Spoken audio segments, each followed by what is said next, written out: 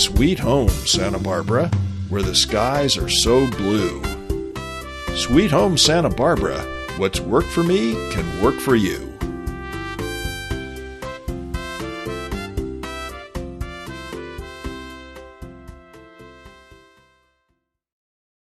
Welcome back, friends, to Sweet Home Santa Barbara. I'm your co-host, Jonathan Robinson. I'm with my friend, realtor, and co-host, Scott Williams. And today the subject is all things fire, insurance and preparing your house and all kinds of stuff. Very timely nowadays with fire season happening about 9 out of 12 months a year. I know my insurance where I live in Northern California, it went up 600% this last year. So it's a real concern, and I'm wondering what you have to say. What are the changes in the laws, insurance, and what do you suggest people do in terms of protecting their house?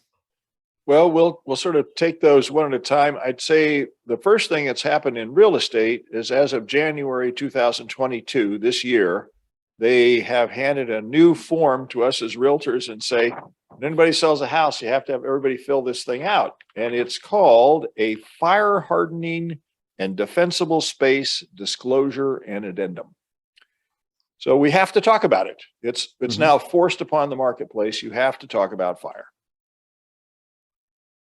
So what does that form do or say, or what's the bottom line of it? Well, the important thing is that it brings up the conversation. There are basically sort of like three levels of fire insurance and, maybe hazard of your house. It's sort of like the good, better, best. It's the not much of a problem, kind of a medium problem, and then kind of a high problem. And I thought that was fairly straightforward, that there was just maps that you could look at, and it would tell you a little bit about this. And the fire insurance companies sort of like looked at the same maps and kind of treated you according to where you were on the map. But it's not as straightforward as that. I wanted, when we started this conversation, I was like, I'll just send people to a website. They can type in, put their address, and they'll find out kind of what they're going to deal with insurance. No, not simple. It's not like that at all. So what do people do? How do they find out what category they're in? Well, it turns out that the fire insurance companies are aware of those maps, but they have every insurance company has its own algorithm. It's an artificial intelligence term for, they have their own ways of determining what the costs of your fire insurance should be. But they have something they call capacity. They take risks with, insuring homes. And where the problem comes for them is if they have too many homes insured, like in a little tight cluster, and a fire happens right there, then they get hit with very big costs. So even though you may be in a lower fire zone, or more like a medium fire zone, they may have too much risk in their own mind, and then they just cut off that whole zip code or that whole area for the whole year and say, we'll talk to you next year. We're not sure if we were not insuring anybody else till 2023 or 24. That makes it hard to shop for insurance because you don't know what's inside the computer of any of these insurance companies. So my insurance went up 600%, and I'm wondering, once that happened, I shopped around and got on the California Fair Plan, which was an increase in my insurance of 300% instead of 600. So what do you know about the California Fair Plan? It is available statewide. It's run by the state of California, and it is the last insurance that once the companies cut off and say, we won't insure anymore, California Fair Plan, I think, insures pretty much at all locations in the state of California. It has limitations on how far it will go or how much money. We'll talk a little bit about how that affects us locally, but it's the same up where you live in Northern California. What companies often do is it's called a wraparound policy. They take the California Fair Plan, which is your sort of basic insurance, and then they add another layer on top of that. So lots of times you have two insured. Do you have that as well? Yeah, I do. Yeah. Well, let's talk a little bit about this document before we just go jump further into insurance, but the document requires that a seller, if you're in the medium area or the high area, you are forced to answer 6 questions about how defensible your space is around your house and some of the things that you may or may not have done. And 2010 is a year in the whole, it's the codes, the building codes of houses, where they strengthened how you had to build a house to resist fires. So a house that's built prior to 2010 has to answer these questions. And they are important if you're in a higher fire zone. Your agent will go over them with you if you are in one of those areas. But let's talk a little bit about insurance itself. We're gonna take it from the point of view of Santa Barbara for a moment here. Montecito, our most expensive area, Montecito, had a fire, the Thomas Fire, in 2017, and then the debris flow in 2018, which was associated with that fire, when the water washed through the areas where the fires had come through. And insurance went up a lot, the 300% or 600%. Some of the increases here were much higher than that.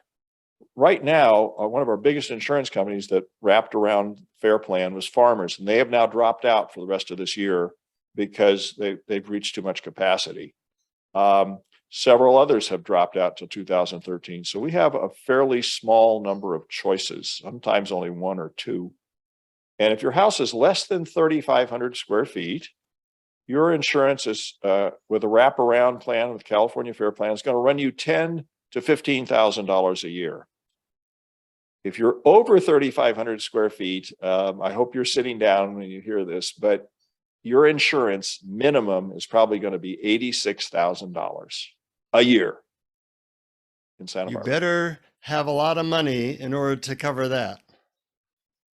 Well, we hope so if you're living in Montecito, but and we hope that things may open up after 2013, but that's the current 2023, pardon. Now let's talk about elsewhere if you're not in Montecito. There's no blanket rules because each company runs its own algorithm of how much capacity they'll take and what area you live in. And you just have to check. You just can't do it ahead of time, and you don't know until you actually go shopping. But many homes are going to find themselves in the $2,000 or $3,000 a year range. This is like a 1,500, 1,800, 2,000, 2,500 square foot house that's not in a high fire zone. If you have a little bungalow downtown, 2-bedroom, 1 bath, less than 1,000 square feet, it's probably $1,000 to $1,200 a year. That's the current. But if you have to do the California Fair Plan wraparound, where you have, that's probably still $10,000 to $15,000. It could be a substantial amount of money that you have to pay for your insurance. Important to consider. So any other tips around insurance before we go into things like how to prevent or how to deal with fires? Call me if I'm familiar with the absolute top insurance agents that are completely on top of this and really know how to do a great job of shopping for insurance and all the ins and outs.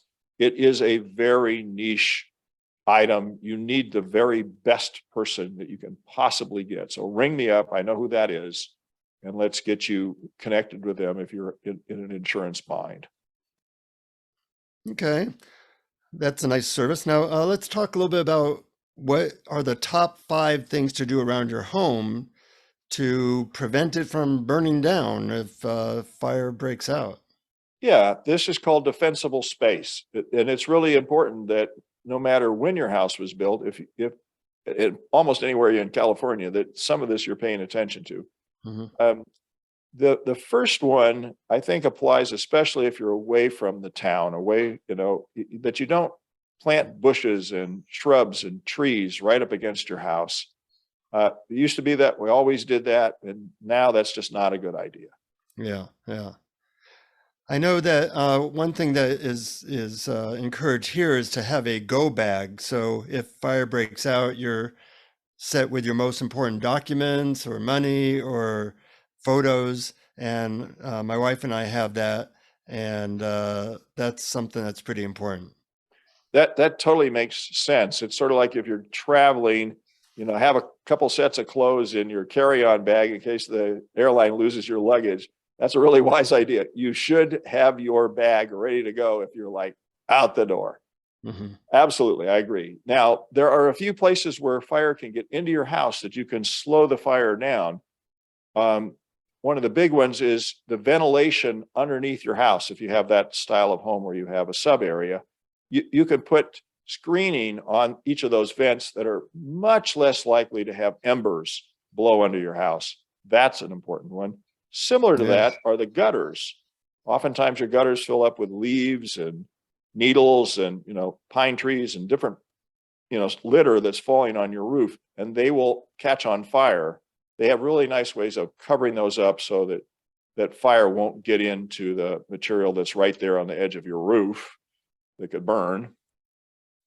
And last but not least, I think having hoses around your house so that you can water it down makes it less likely it's going to burn down.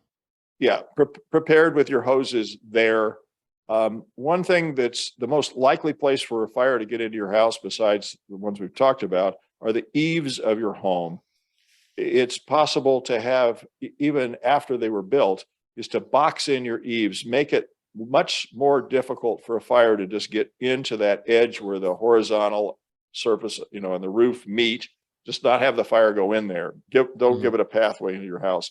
These are small, but potentially very important defensible space and keep your home from burning down that everybody should do. Yeah, great information. And how can people get hold of you? Well, I think that email is the best. Scott@scottwilliams.com, please. Okay. Well, keep listening. Tell your friends this is useful information. We all want to prevent fires. And hopefully we'll hear you next time at Sweet Home Santa Barbara. Thank you for listening. Please subscribe to our podcast on your favorite app. If you know someone preparing to sell their home, please tell them about the podcast. Visit scottwilliams.com to contact me and download the 2 free e-booklets, Is My House Saleable Now? And How Not to Buy a Money Pit. Thank you for listening.